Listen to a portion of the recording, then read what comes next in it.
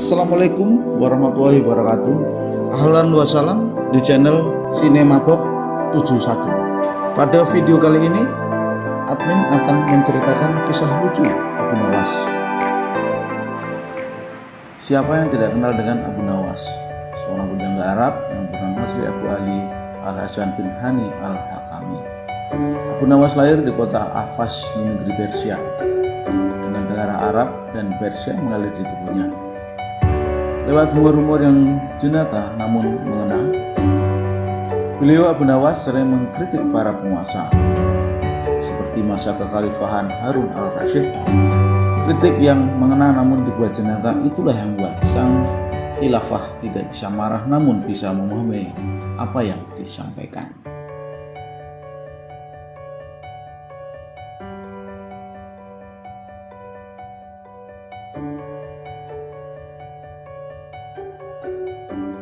Mimpi buruk yang dialami Baginda Raja Harun al-Rasyid tadi malam menyebabkan Abu Nawas diusir dari negeri kelahirannya sendiri.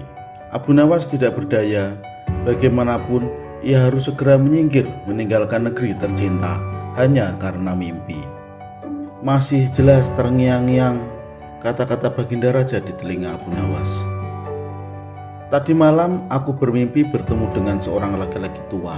Ia mengenakan jubah putih.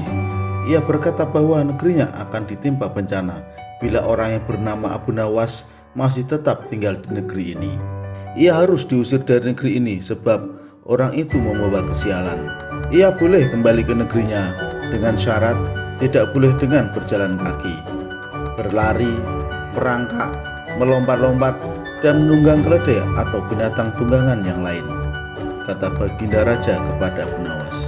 Dengan bekal yang diperkirakan cukup, Abu Nawas mulai meninggalkan rumah dan istrinya.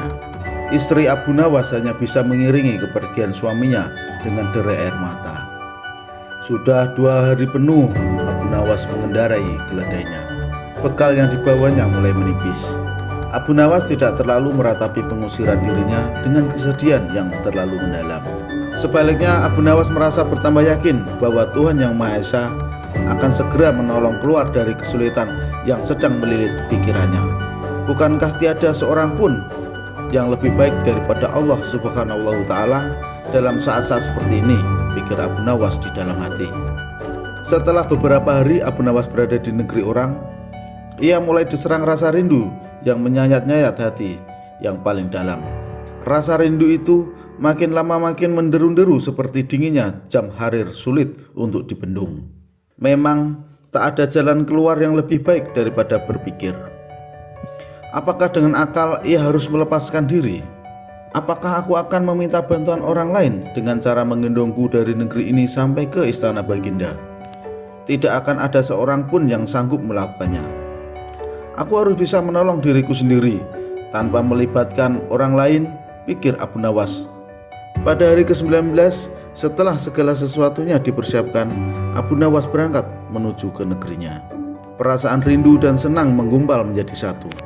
Kerinduan yang selama ini berkecamuk semakin menggila karena Abu Nawas tahu sudah semakin dekat dengan kampung halaman.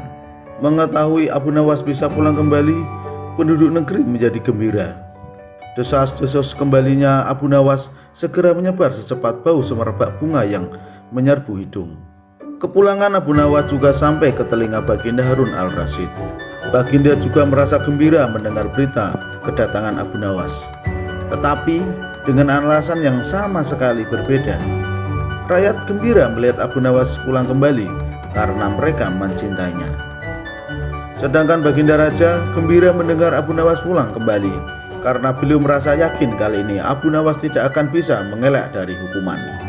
Namun Baginda merasa kecewa dan merasa terpukul melihat cara Abu Nawas pulang ke negerinya.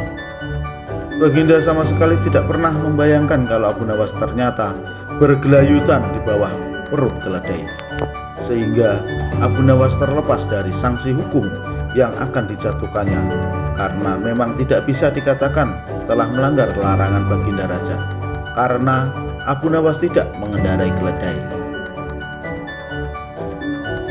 Demikian kisah Abu Nawas. Semoga terhibur dan terima kasih. Wassalamualaikum warahmatullahi wabarakatuh.